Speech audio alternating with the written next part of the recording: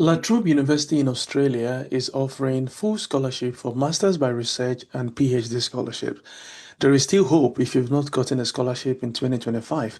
There is still hope. This particular scholarship, the deadline is in December 2025, and you can still secure this scholarship if you submit a strong application and you submit early. And that is why I'm here. I'm going to show you how you can submit a strong application and how you can submit early. If you're meeting me for the first time, my name is Brendo. I am a PhD student and I got full scholarship for my program.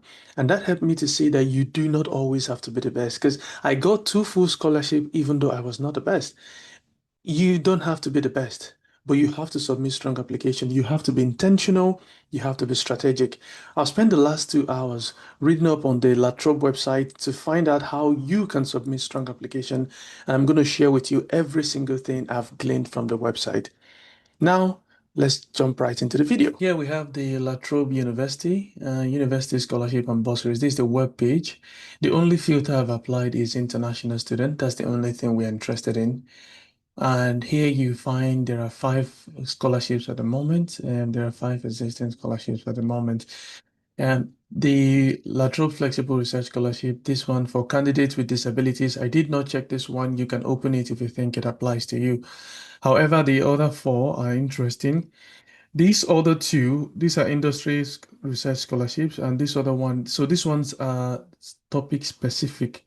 So if you think you have experience, for example, this particular one, if you have experience in AI, I opened it. If you have experience in AI, mathematics, and things, you can apply to this scholarship, and it's open until field. So if you also did anything on quantum algorithms for ML structure of optimization, yeah, you can go ahead and apply to this one if you think it applies to you.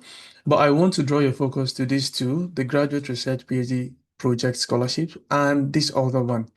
Now, for this other one, unfortunately, the deadline for this for international students is 30th of September, which is unfortunately passed. However, for domestic students, that is those in Australia and Australian citizens, they have until 31st of October. All right. But for this one, the Graduate Research and Project Scholarship, that's the one we are going to focus on today. Now, although it mentions PhD project scholarship, there's something interesting I found, which is that even if it's a PhD project scholarship, if you have bachelor's and extensive experience or other factors, you can still apply to the scholarship. I'll show you. Okay. So the amount is 35,000 Australian dollars. That's stipend. And then it covers free tuition. The deadline, as you can see, is the 31st of December 2025. It is currently open, which means you can submit application for this. It's for international students and local students as well, and there are different locations. Your stipend will be paid fortnightly. And now for the background, like we said, it is for students to support outstanding graduate researchers applying for a PhD project. Like I said, even though it's a PhD project, if you have strong bachelors, you can still apply to this. The benefit again, as you can see, includes RTP or La Trobe Graduate Research Scholarship. So that university-specific scholarship or the Australian Government Research Training Scholarship.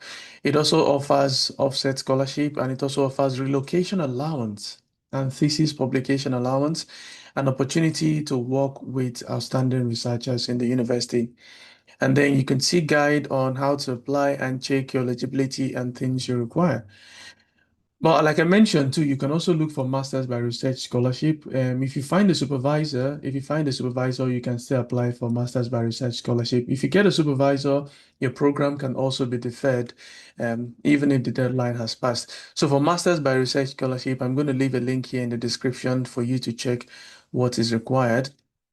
But mainly, let's just focus on the PhD on. And like I said, even if all you have is a bachelor's degree, please continue watching because you see, like I said, you can still apply for the PhD if you have a bachelor's degree and you've got strong research experience. And that is crucial. So on PhD, Doctor of Philosophy, and how to apply, if we read up on it, the closing date, as we've seen from the beginning here, excuse me, is the 31st of uh, December 2025. Okay. All right. So we go on the PhD portal. First, you want to check your eligibility, and now this is where I want you to pay more than the usual attention. Now, for the eligibility, if you have a master's degree, that is even great because with an Australian master's or equivalent of that, or international equivalent of master's, at least within the last 10 years, then you can apply for this. But this is the other part because it says to apply for PhD, you need one of the following. One of the following. So if you have honors, honors degree is just your bachelor's degree. If you have honors degree, master by coursework, or undergrad master, ungraded masters, or an international equivalent of an honors degree within the last 10 years, within the last 10 years. However, your degree should include a research thesis of typically between 15 to 20,000 words, which is your research project you wrote in your bachelor's degree, in your undergraduate degree. And it is assessed by research standard of 70 or above. So if for your, so now go back to your transcript. If you're done with your bachelor's degree, or currently, of course, you should be done with your bachelor's degree. If you're done, look at your transcript. What did you get in your project, in your dissertation? What did you get? Did you get above 70? If you got above 70 in your dissertation, congratulations, you can still apply to this. So please go back to your transcript and find out what you got there. So even if you did not graduate with a first class, because it's not mentioned here that you have to graduate with a 2-1 or a first class, but your research component, your research project, did you graduate? Did you score 70 and above? Did you get a distinction for that particular project? If you did, congratulations, you can apply to this. So your research degree should include a research thesis of 15 to 20,000. That is the word count, and it should include a written research component. Okay, so basically that's just what it is. Alternatively, you can also have published in a peer-reviewed publication and you are the lead author. So if you have any article you've written and you're the first author, congratulations, that would also be reviewed by a research standard of 70. And if that's the case, then you can still apply. However, if you think you're not so sure, you can easily send a message to the course coordinator, or you can send a message to the potential supervisor who would be best to guide you on that. But from the university website and what we've just found, if you graduated with a 2-1 or first class, and for your project, your thesis, you got 70 and above, you can apply to PhD program, or you can also apply for masters by research. Now, there's also something I found about the English language requirement. There's something I found about the English language requirement. I can tell you for a fact that La Trobe University, it's not really clear for the English language requirement, especially if you're an international student. So I had to do a lot of digging for the requirement, and I found the policy document. It's a very long policy, and it's not really clear here what part involves us. But I found it eventually. So if you appreciate what I do, please do take a moment now to like the video. And if you've not subscribed yet, please remember to subscribe and share. So I found the part, and that is on part D, specific course and subject requirement. And then for exchange and study program, it's mentioned here that applicants are assessed based on formal English language tests or other measures and other things. But then it says here that if you've completed a full year program in an undergraduate or postgraduate course where English is the language of instruction in your home institution.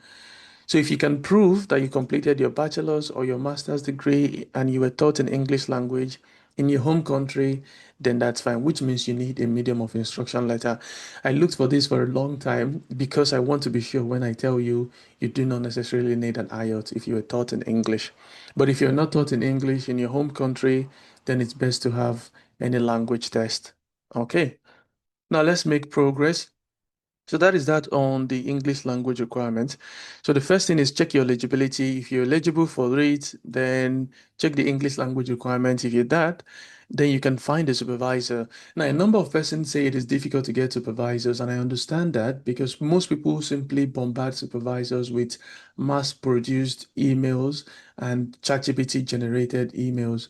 You don't want to do that. You want to personalize your email to each supervisor, personalize it and show genuine interest. When I say show genuine interest, you want to let the supervisor know that you've done your own research, you've studied his work, you've looked at his publication, you know some part of his background, and it resonates with you. Your research interest aligns, and you want that supervisor to work for you.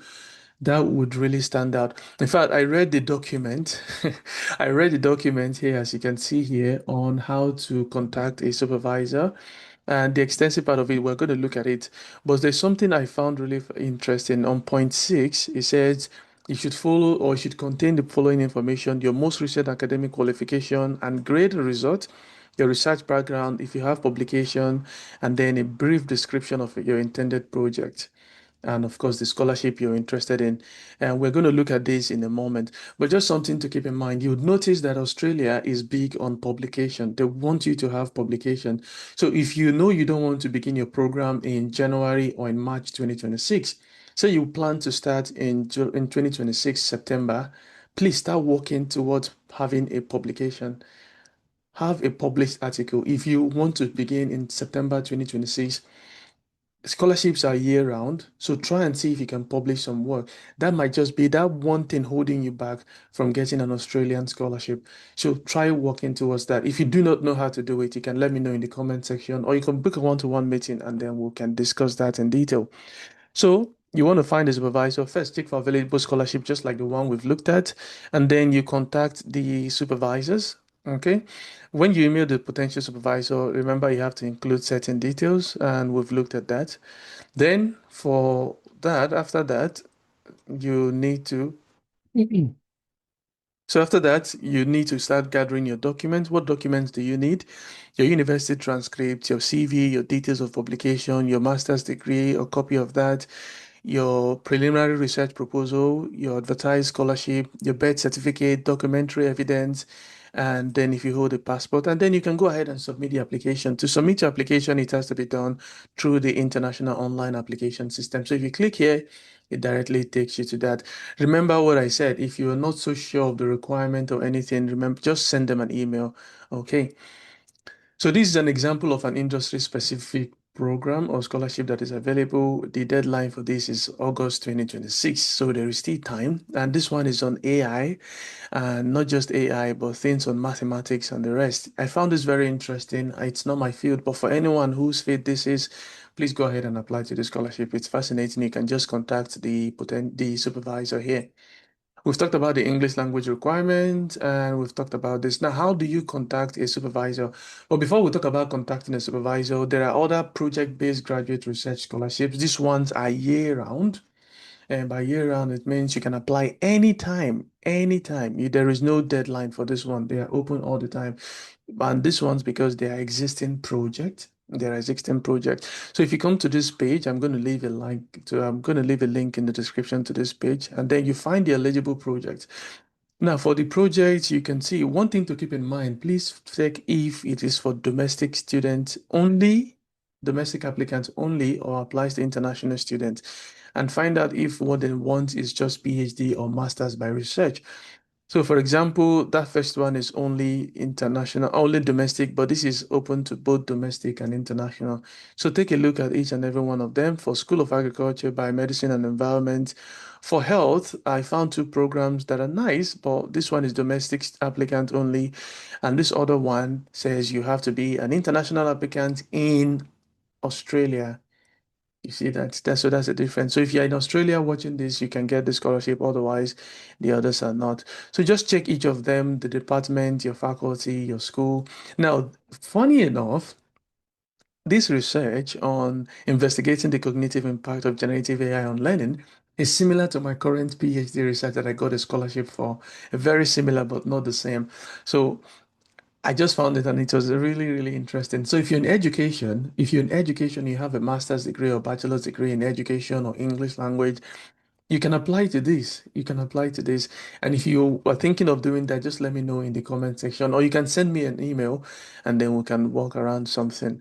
Okay, so that is that on that. Now, how do you contact a supervisor? Then that is this page. I'm also going to leave a link in the description to this page. I've already typed in engineering. So depending on your field, so once again, I'm just going to type engineering.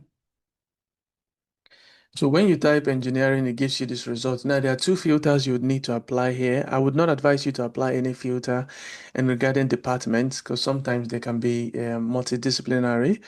However, what I would want you to do is to apply to availability. Availability, you want to select master's, research, or PhD student supervision. Now, this is key, because what this does is it only shows you those that are available for supervision.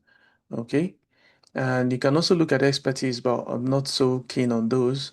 Just look at those. And then you can look at this 65 results, 65. And then you can look at each person, look at their publication, what they've written, you have their address, and you can just contact them. So, for example, this person has contributed to this, and you can even see it highlighted, the things they are interested in. And of course, this is the email address and his academic position. But what you should really, really focus on should be his publication. I think I really like the fact that you can contact him on LinkedIn here, which is really cool. So check his research, check his publication, check his expertise, and find out what he has written. So let's look at research output. So if you look at research output by year, this is 26th August 2025, just last month. And he already has some articles. So great stuff. So if your research aligns with this, please go ahead and contact the supervisor.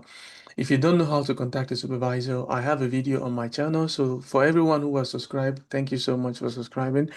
So on my channel, if you go to my page, just simply go to playlist. There are three playlists. If you click on the playlist on scholarship documents, so this is gonna play. If you click on this playlist for scholarship documents, you find the different videos here. And this is how to email potential supervisor, a very useful video. And this is how to write an award-winning research proposal based on mine, a step-by-step guide. Okay, so then you'd find that very helpful. Okay, remember once again, the deadline for the scholarship we've considered 31st of December 2025, but then the other one we said is all year round, and the other one is all year round, so you can apply to that.